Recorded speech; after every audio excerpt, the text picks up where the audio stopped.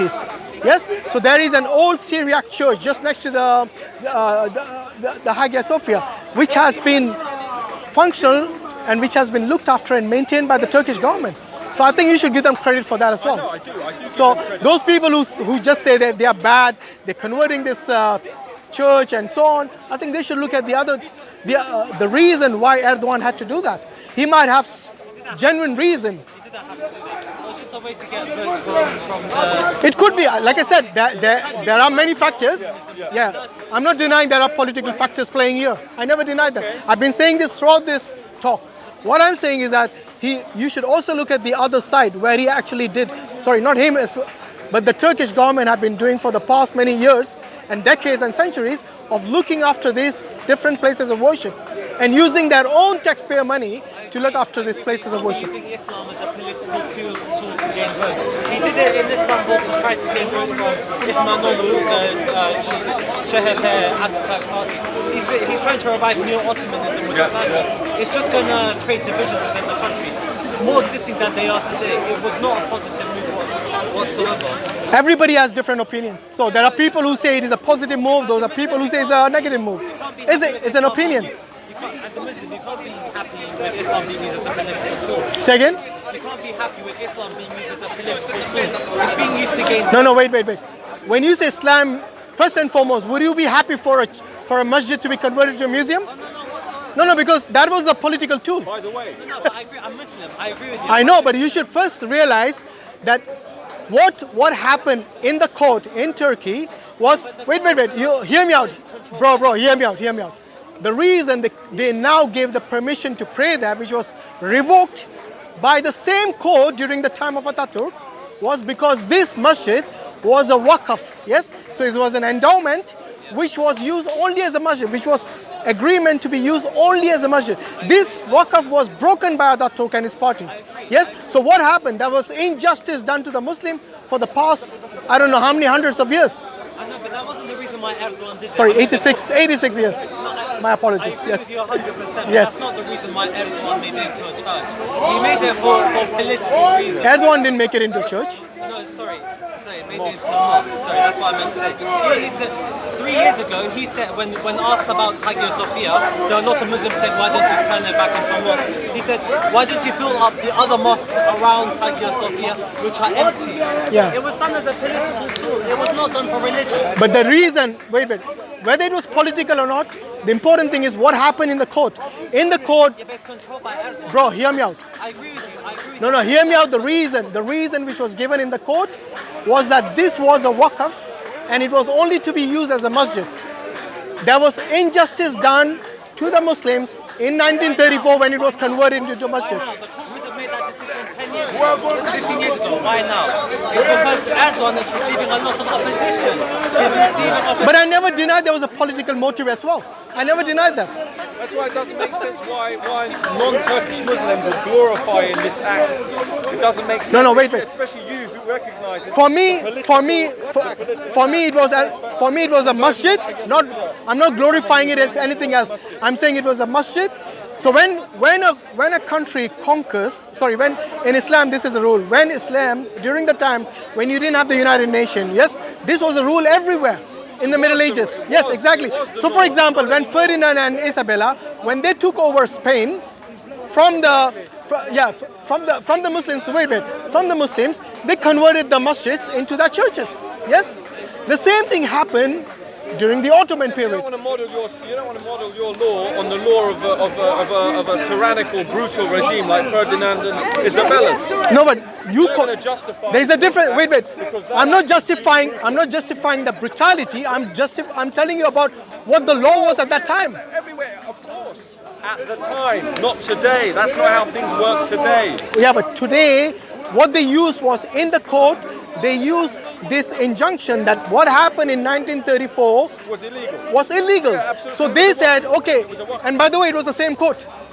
It was the same court which legalized Yeah, I mean, to turn it into a museum. In name, it was the same court in name. Yes. By the way, By the way, By the way, done this court case for years. They could have done it decades back. Why not? They could have. By the way, I don't know what the reason was. Maybe there was, maybe it was wise to do it now, not back then. By the way, To pander to the Muslim Ottoman community. A lot of the Muslim vote in Turkey is going to the ultra-nationalists, the MHP. Erdogan is trying to use this as an opportunity to gain the votes back. Exactly. It was not done for and just like the young man said Yeah. about the widespread Turkish opposition to the move amongst secularists, there's also an opposition to this move amongst Turkish Muslims who are very aware of their Byzantine Greek heritage. There are many so-called Turks who still speak Greek today and are Muslim and are very conservative Muslim, and there are sections within this community who oppose this kind of move. I'm not But they can't surprised. say anything I'm not about it, surprised. because even though There are they people they're within Turkey who are opposed to this move, and there are people who support it. I'm not denying that. These are practicing Muslims who are proud to be Turkish nationals, are loyal to Turkey, but are very aware, and if anything, are now reviving their traditional Greek language and culture. Pontic Greeks are the main group who live in the Black Sea region, the Pontic Alps. From what I've noticed is that Turkey is one of the most, what do you say, a country which has got synagogues, mosques, churches, and I think there's a lot of religious freedom compared to other Muslim countries. Absolutely, absolutely. Do you agree with that? Absolutely, yeah. So we cannot say that, okay, just because they have done this, now we are going to just ridicule and basically oppose them in every single thing. But we're not. No, but Opposing them in everything. people are saying that this Even is I recognise that Erdogan Yeah. has done a lot of good in Turkey. not only Erdogan. And I think go to Turkey the past regularly, and I speak the Turkish, past and governments I'm as well. And I'm open about my background, and I'm welcomed, including. I'm I not feel from that very region, so maybe by- you have more by information about it. Turkish police, Turkish soldiers. I'm treated very well, even though Yeah. I'm open about my origin, and my origin is part Ottoman as well. And I'm not a pure Greek. I'm a part Georgian and Ossetian origin. And even on my Greek side in Turkey, it's from the far east of Turkey, eastern Anatolia. When are you taking the Shahada? Nearly there. Yeah. All right, anyway, nice talking to you. But yeah, I think this is one of those things which people will never come to an agreement, and there's definitely a political reason behind this. I'm not denying that, because people do a lot of things for votes, you know. All the governments do it, yes. There are governments who want to build a wall between two communities in America and Mexicans, yes, for political reasons. And this is, so what I'm saying is that it can be political reason, it can be religious reason, it can be reason just to gain more votes or something like that. I mean, there are all sorts of things. We in Speaker's Corner cannot resolve that. We can only give our opinions, and like I said, people have different opinions. This is the reason Speaker's Corner, which gives you the freedom of speech to air these opinions and come to a conclusion individually. But I think if other countries start basically interrupting in the sovereign lands, then there'll be a lot more chaos around the world. But when there is persecution of people, then they should definitely speak up. Yes, persecution. I mean, of people like the Uyghurs, and the people, the Rohingyas, The Rohingya and in Rakhine. yes. These are the headline. These are the communities that are in the headlines. Yeah. These are the communities who have experienced the more extreme forms of persecution. What we don't hear about are the people including the Muslims, who are experiencing low levels of discrimination, but significant levels of discrimination enough to frustrate their lives, their futures, their careers, and their sense of safety. And that goes for the Muslims in northern Greece. This is a bad move for the Muslims in northern Greece. Yeah? And it's not just the Muslims. We basically oppose all sort of persecution, whether it's the Muslims or the non-Muslims. The important thing is this: when justice is established, then only you will have peace. But when it is not, when there's injustice done, then you have problems which you're talking about. The thing is, you are not going to hear about anything that happens to the Muslims in northern Greece, because it's not going to be. It's not in the media. It's not going to be Yeah. extreme enough. I totally agree. It's not going to be as extreme as what the Uyghurs are experiencing. You're not going to hear about it. They're going to be living in misery. But the important thing is that even if it's extreme, and even if you hear it in the mainstream media, what has been done about it? Like for the Uyghurs, or for the Rohingyas, or for the Kashmiris, or the Palestinians, or whoever it is. It's Yes. done in Greece. there are mechanisms in which to make sure this, through which you can ensure that it stops.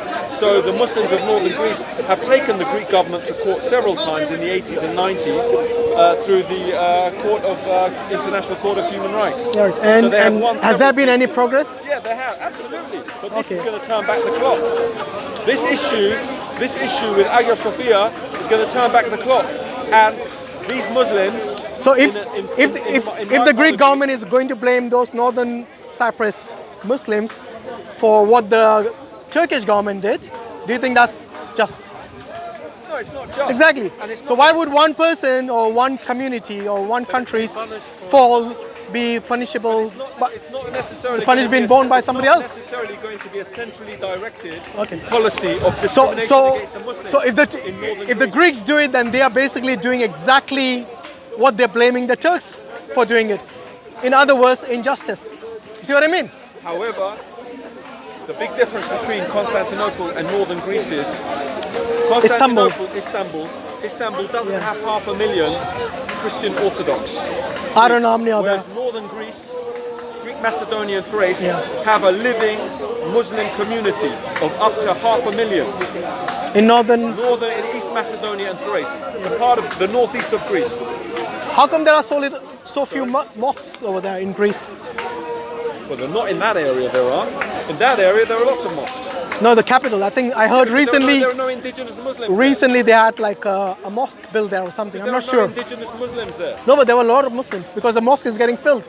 So there must be. These are not. These are, No, but you cannot say indigenous. The whole idea of a mosque is for anyone to pray. Not, it doesn't have to be indigenous. These are newcomers. Yeah, it's like me saying there are no indigenous English people here, so don't build any mosque in That England. explains why there's no mosque. Doesn't there make sense. haven't been Muslims there. There haven't No, been no, there Muslims. are a lot of Muslims. In haven't been. Athens, In there are a lot of the Muslims past there. 20, 30 years, yes. Before then, there weren't. Okay, anyway, Until the Ottoman period. I think we probably have to look into that. But anyway, injustice anywhere or oppression anywhere is wrong. That's a principle I stand by. But anyway, jazakallah khairan. Assalamu alaikum wa rahmatullahi wa barakatuh.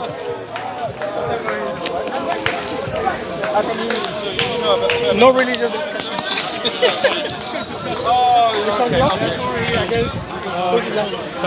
What is Sam? I haven't seen it. For example, Can you give this to Sam, please? politicise music. Say again? For example, when people politicise music. Where's Sam? Where's Sam? I'll call him and say.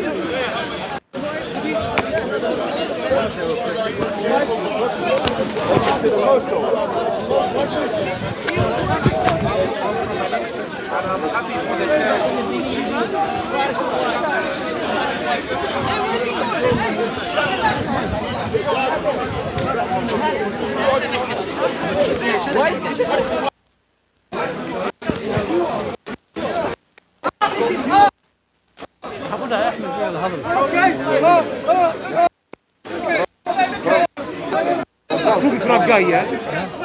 I was talking to that guy. The only thing about mathematics.